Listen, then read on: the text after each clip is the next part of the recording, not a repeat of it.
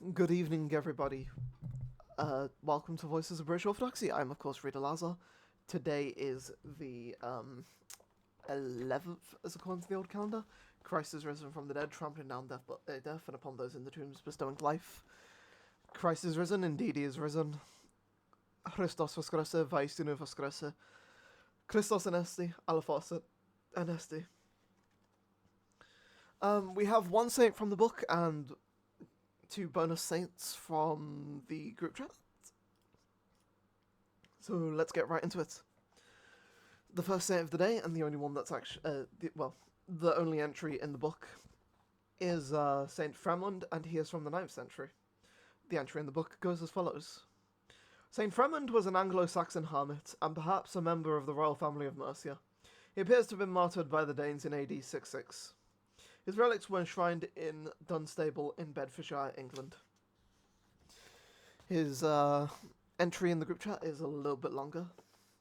Saint Fremond of Dunstable, martyr at Harbury in Warwickshire, England.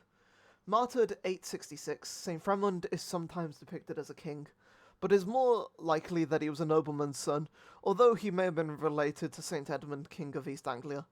He was born in Warwickshire near Offchurch, but at quite an early age he left home to lead a solitary life as a hermit on an island called Ylefagel.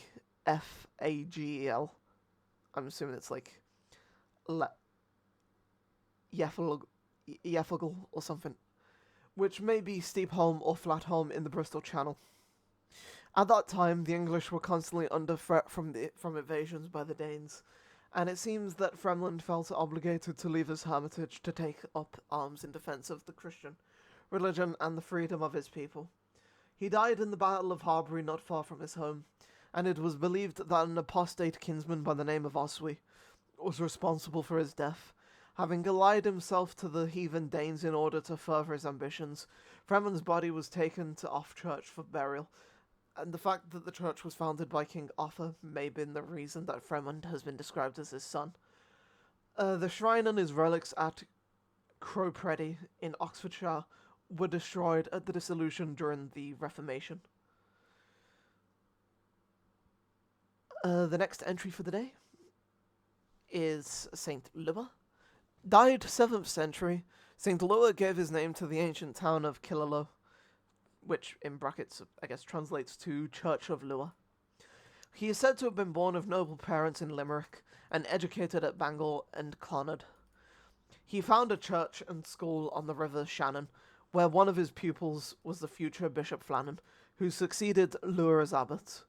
His refuge on Friars Island, County Tipperary, was a pilgrim's destination, even in the 20th century, until a power dam raised the level of the Shannon in 1929 and submerged the island. Our final saint of the day is Saint Corydon. Evidence of the existence of this obscure saint from Cornwall can be found in the counties Moyne and Wicklow in Ireland, as well as in the Church of San Creed, which he founded. According to Ross Carrock, he killed by misfortune his own father, with which he was so moved that he abandoned the world, became a hogherd, and lived so exemplarily he was afterwards esteemed a saint. May those saints intercede for us before the righteous judge. I am trying to make my voice a little more clearer by leaning into the mic a bit, because technically that is how this mic should work. So, do leave a comment down below if this is any better. Don't forget to go to Divine Liturgy tomorrow, and I will see you all for tomorrow's saints. God bless you all, and Amen.